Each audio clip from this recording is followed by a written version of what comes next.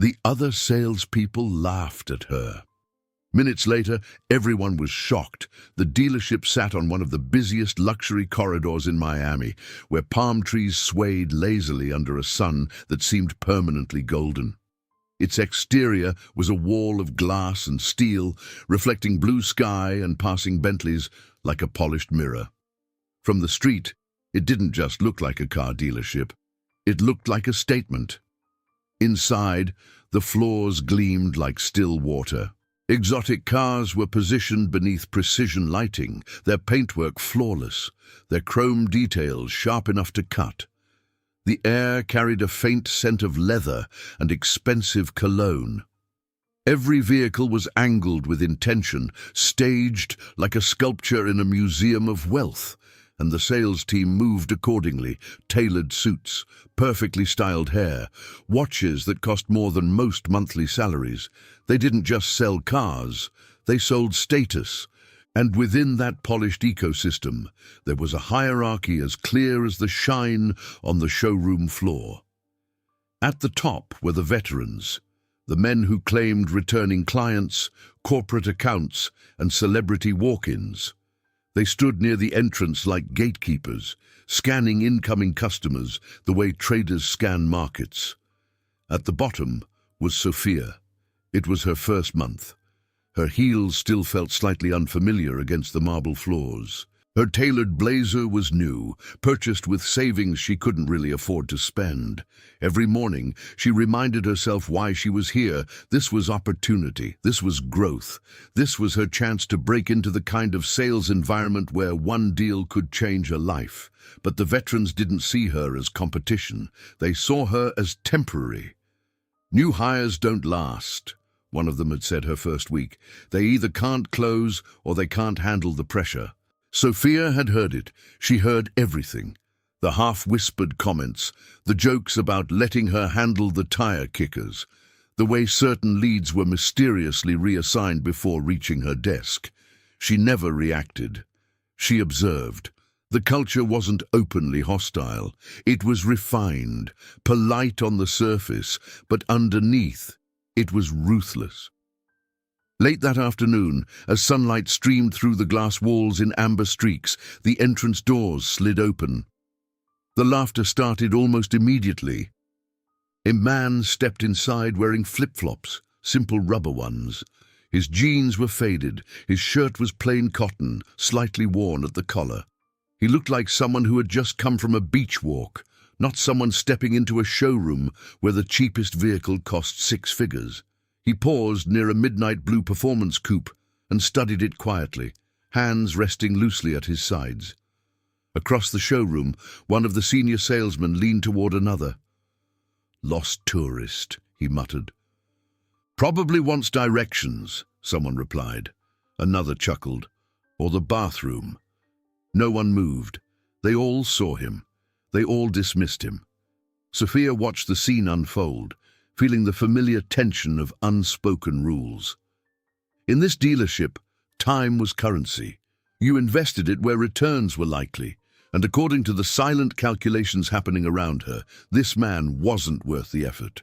He walked slowly around the coupe, examining the body lines, crouching slightly to inspect the brake calipers. Not browsing, studying. Sophia took a breath. If she waited, one of two things would happen. Someone would eventually approach him with forced politeness, or worse, he would leave unnoticed. She adjusted her blazer and started walking. One of the salesmen noticed. "You serious?" he whispered as she passed. "You're wasting your afternoon." She didn't stop. As she approached, the man looked up. His eyes were calm, observant. "Good afternoon," Sophia said with a professional smile. "Welcome in. My name's Sophia. Let me know how I can help." He gave a small nod. "Christopher." His voice was steady, controlled. "I was wondering," he continued, gesturing toward the car, "what's the engine displacement on this model? And does the torque curve peak early or closer to redline?" Sophia blinked, not from confusion but from surprise. "That's the 4. Zero-liter twin-turbo V8, she replied smoothly. Torque peaks at 2,200 RPM and sustains through mid-range. It's built for aggressive acceleration without sacrificing control. Christopher's eyes sharpened slightly. And how does it compare to the upgraded trim? The upgraded trim includes recalibrated suspension and a different differential setup, she explained. It's more responsive through tight cornering. He nodded slowly. What about custom orders? 8 to 12 weeks, depending on configuration. Longer if you request bespoke interior stitching. From across the showroom, laughter echoed softly. One of the salesmen walked closer, pretending to adjust a display tablet. Everything good here? He asked with exaggerated cheerfulness. We've got some more accessible models in the back if you're just browsing. Sophia kept her posture steady. We're discussing performance specs, she said evenly. Christopher didn't react to the interruption. Instead, he asked, what's the difference in braking response between ceramic and standard composite? Sophia answered without hesitation. The second interruption came faster. Another salesman leaned in. Hey, Soph, Mr. Henderson is online too. Might want to focus on actual buyers. A few nearby chuckles followed. Sophia felt heat rising in her face, but her voice remained steady. I'll return the call shortly. Christopher glanced briefly toward the men, then back at the vehicle. The manager had been watching from his office. He walked out with deliberate authority, hands clasped behind his back. Sophia, he said loudly enough for others to hear. A word. She turned, keeping her composure. Yes? He lowered his voice slightly, but not enough. You need to prioritize your time. We focus on serious clients here. I am, she replied calmly. The manager gave Christopher a tight smile. Sir, perhaps when you're ready to move forward financially, we'd be happy to assist. We try not to overwhelm guests who are just exploring. The implication hung heavy in the air. Christopher's expression didn't change. I see, he said quietly. Sophia felt something twist inside her chest. He had asked detailed questions, intelligent questions, and now he was being dismissed based solely on flip-flops and worn denim. That won't be necessary, Christopher added. He turned back to Sophia. Thank you for your time. From his pocket, he removed a small folded card and handed it to her discreetly. If you'd like to continue our conversation, you can reach me. Their fingers brushed briefly as she accepted it. His gaze lingered for just a moment longer, thoughtful, measured.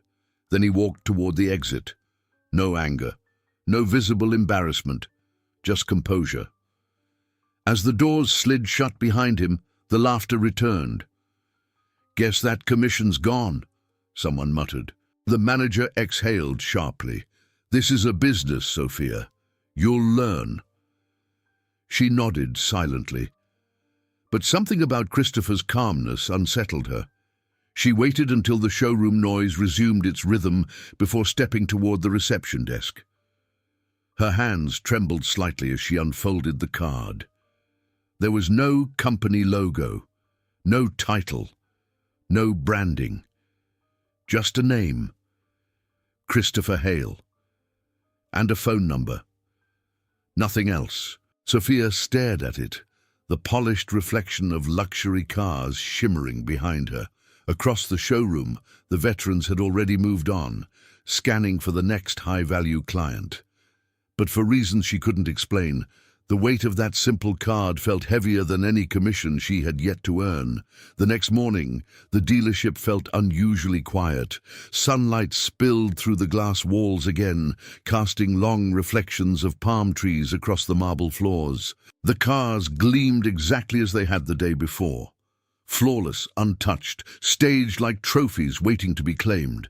But something in the air felt different to Sophia. She arrived early. Earlier than necessary. The card sat in her purse the entire drive in, its presence almost magnetic. Christopher Hale, no title, no company, just a name and a number. She had replayed the entire encounter in her mind all night, the technical questions, the manager's tone, the laughter, the quiet dignity in Christopher's eyes when he handed her the card. Was it a gesture of courtesy, a future sale, or something else entirely? She unlocked her desk drawer and slipped the card inside, as if hiding it would quiet the questions. Around her, the senior salesmen drifted in one by one, joking about weekend plans, scanning their phones for leads, comparing yesterday's numbers. No one mentioned Christopher. To them, he was already forgotten. Sophia powered on her workstation, staring at the blank screen while debating whether to call the number. If she called, what would she say? "Hi, I'm the salesperson who wasn't allowed to finish assisting you." Would that make her look desperate? Would it cross some professional boundary? She reached into the drawer, held the card again, tracing the printed name with her thumb. Before she could decide, the dealership's main office phone rang. It was routed directly to the manager's office. No one paid attention at first. The manager, confident as always, stepped inside his glass office and answered casually. Through the transparent walls, Sophia could see him leaning back in his chair, one leg crossed over the other. His body language changed within seconds. His smile faded. He straightened. "Good morning, this is Daniel speaking," he said, voice sharpening slightly. Pause. "Yes, of course." Longer pause. Sophia couldn't hear the other side of the conversation, but she watched color slowly drain from his face. The relaxed posture disappeared. His jaw tightened. Across the showroom, one of the senior salesmen noticed. "Everything okay?" he mouthed through the glass. Daniel didn't respond. He stood up now. "Yes, we're aware of the fund structure," he said carefully. "We've maintained excellent performance metrics." Another pause. Sophia felt her pulse begin to rise. Then she heard a name. Christopher Hale. The words carried faintly through the office glass. Conversations on the showroom floor softened. Daniel's hand gripped the edge of his desk. "I understand," he said quietly, and then, more quietly still, "He's the primary..." Silence. Sophia watched as realization hit him like a physical blow. The call lasted only another minute. When he hung up, he remained still for several seconds, staring at nothing. The showroom had gone unnaturally quiet. Daniel stepped out of his office.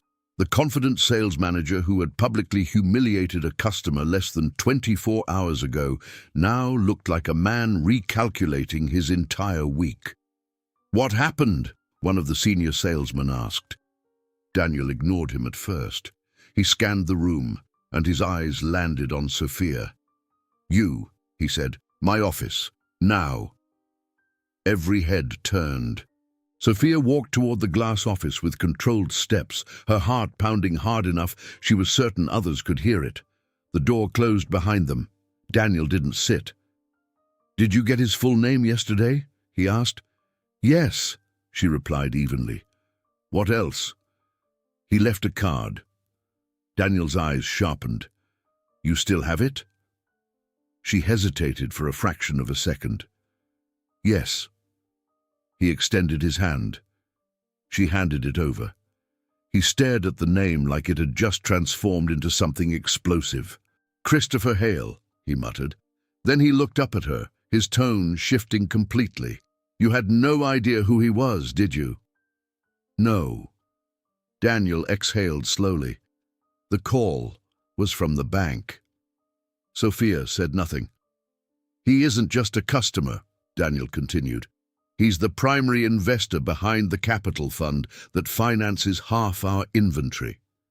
The words felt unreal. "Half?" she repeated quietly. "Yes, half. And our expansion credit line, the new wing we're building, that's tied to his fund's approval." Sophia's stomach tightened. Daniel ran a hand through his hair, something she had never seen him do before. "He called the bank this morning." "About what?" "About yesterday." The air in the room felt thinner. "He questioned our internal culture," Daniel said. "Asked whether we treat all potential clients with the same level of professionalism." Sophia's pulse quickened. "What did you tell them?" she asked carefully. Daniel didn't answer immediately. Outside the office, the sales team had clearly sensed something was wrong.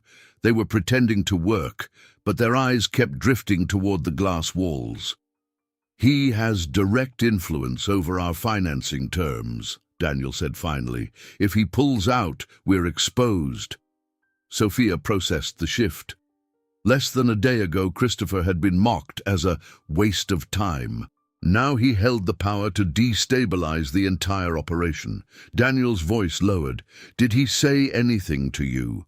Anything that might indicate his intentions?" Sophia thought back to his calm expression, the subtle way he observed everyone, the folded card. "No," she said truthfully, "just that I could reach him." Daniel nodded slowly. "Call him." The instruction hung heavy. "Call him," she echoed. "Yes, apologize, re-engage, salvage this."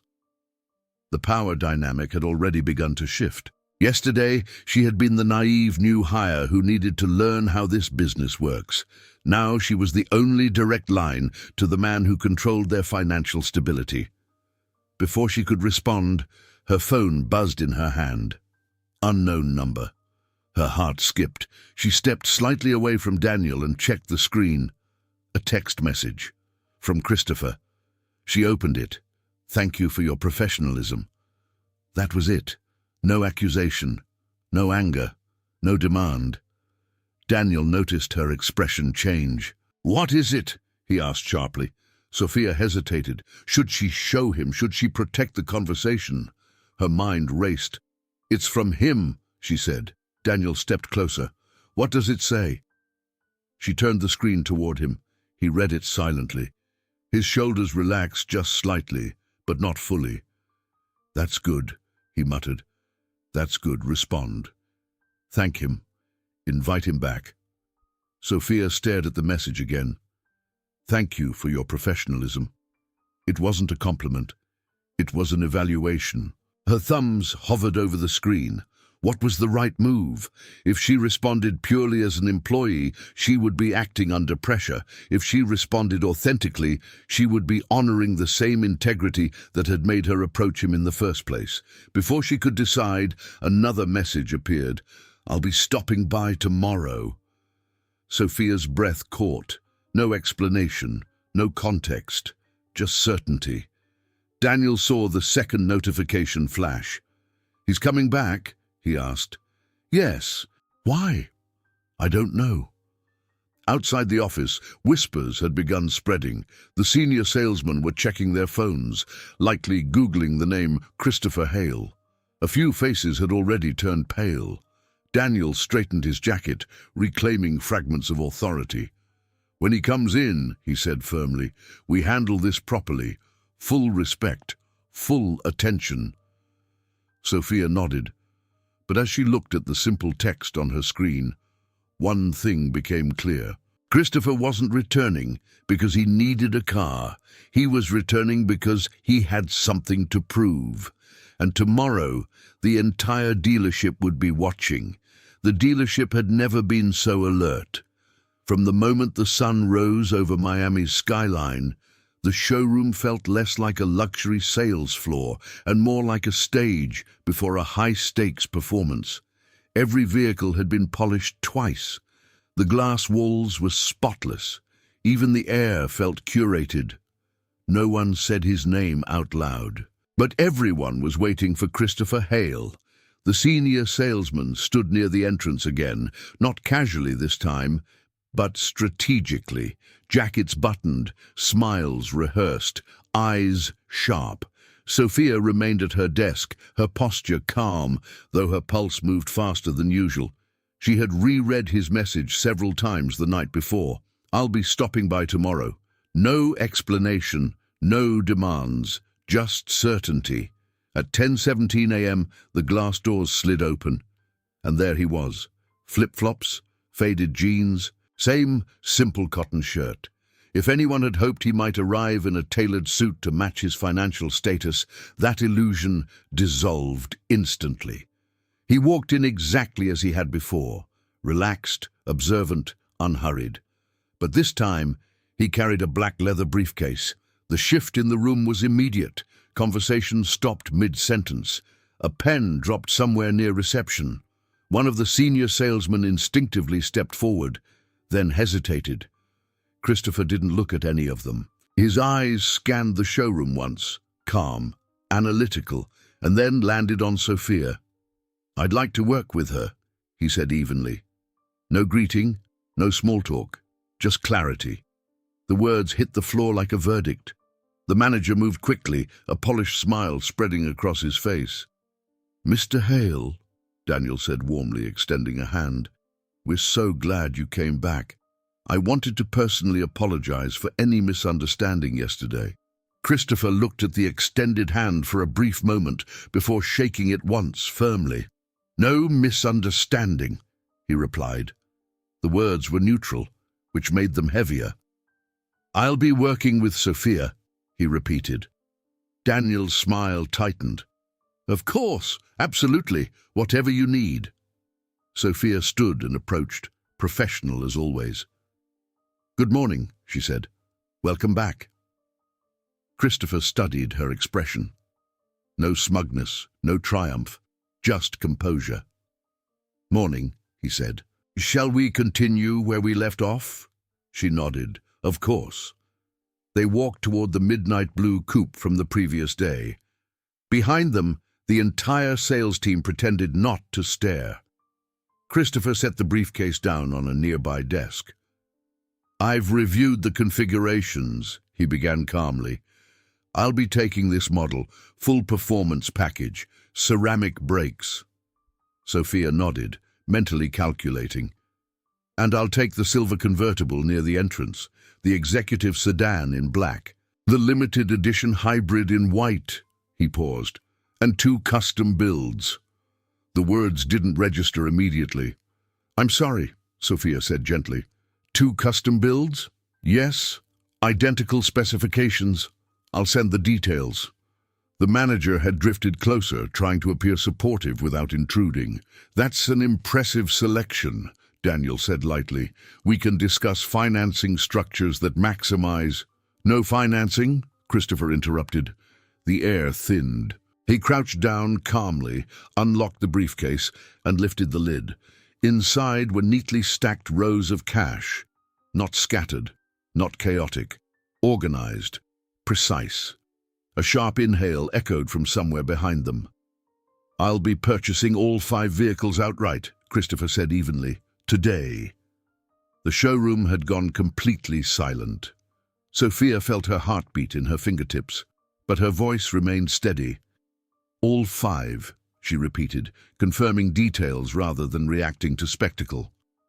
"Yes," Daniel cleared his throat. "We can certainly facilitate that. Our accounting department will need to verify—" "That won't be an issue," Christopher said. He stood, closing the briefcase halfway. "There is one condition." Every eye in the building seemed to focus at once. "Every vehicle will be registered under Sophia's sales record." The silence deepened. Daniel blinked. "Of course she'll be credited, but our structure usually distributes high-volume transactions across—" "No," Christopher said calmly. "Every unit, fully credited, no interference." The words weren't loud, but they were absolute. Daniel's jaw tightened for just a fraction of a second before he recovered. "Absolutely," he said, "if that's your preference." "It is." Sophia stood still, absorbing the magnitude of what was happening. 5 vehicles in her first month, paid in cash. Around them, the senior salesmen shifted uncomfortably. The same men who had laughed 24 hours ago were now calculating what those commissions would have meant. Christopher turned back to Sophia. "Shall we begin the paperwork?" She nodded. "Yes." For the next 2 hours, the dealership transformed into something almost surreal. The senior salesmen, who once whispered about wasting time, were now retrieving spec sheets, coordinating VIN numbers, preparing documentation under Sophia's direction. Every form required signatures. Every transaction required verification. The accounting department was called in. Security discreetly monitored the transfer of funds. Daniel hovered nearby, polite and controlled, but the power dynamic had shifted entirely. This was no longer his showroom. It was Christopher's stage. At one point, as Sophia reviewed the custom-build details on her tablet, Christopher spoke quietly. "You didn't hesitate yesterday." She glanced up. "About what?" "Approaching me." She held his gaze evenly. "You walked in. That makes you a client." A faint smile touched the corner of his mouth. "Most businesses fail that test." "Test?" she asked. He leaned back slightly. "I visit companies like this more often than you'd think. Luxury environments, high-pressure sales floors. It's interesting to see who values people and who values appearances." The words landed gently, but their meaning was sharp. Sophia remembered the laughter, the manager's tone, the dismissal. "You already knew," she said quietly. "I had a suspicion," he replied. She studied him. "You let them underestimate you." "Yes." "Why?" "Because how someone treats you when they think you have nothing tells you everything."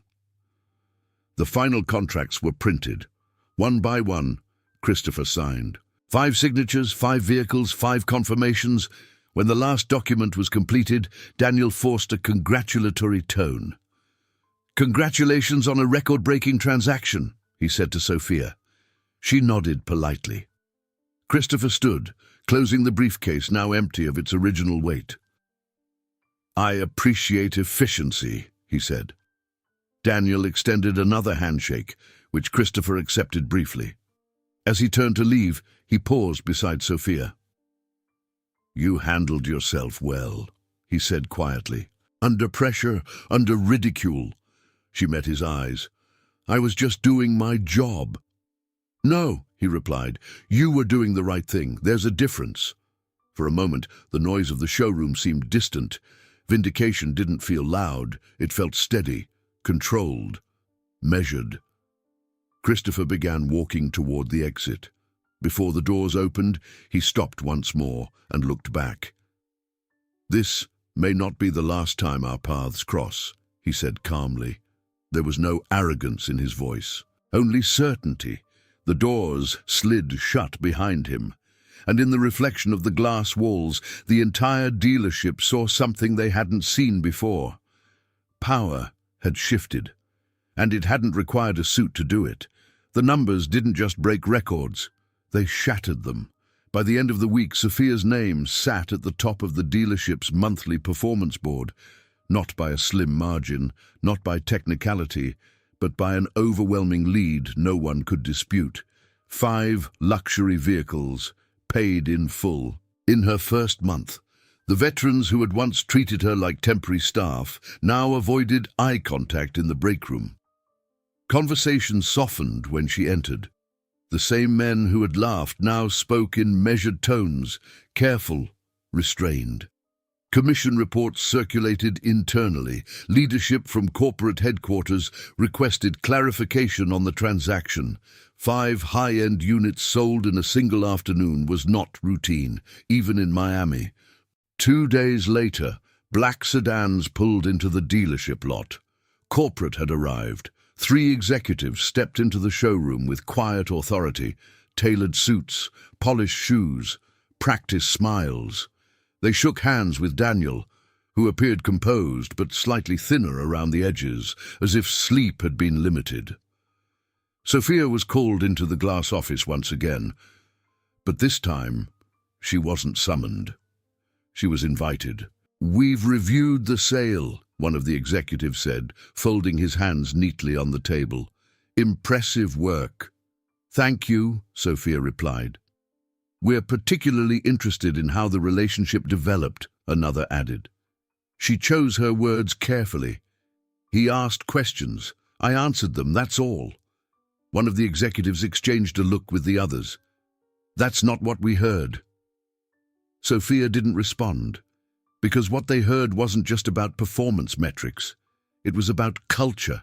By the end of the meeting, the decision had been made. Effective immediately, Sophia would be moved to the premium client portfolio, the highest tier of buyers, reserved for senior sales staff.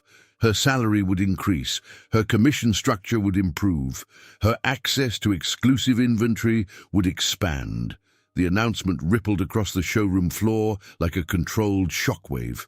The veterans congratulated her, politely, professionally, but something fundamental had shifted. The unspoken hierarchy had cracked, and Daniel was under review.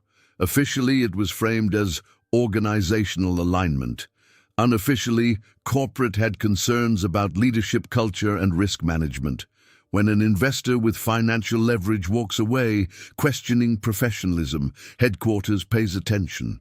The laughter that once echoed freely no longer existed. In its place was caution.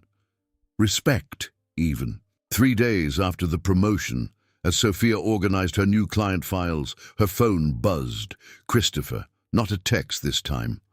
A call.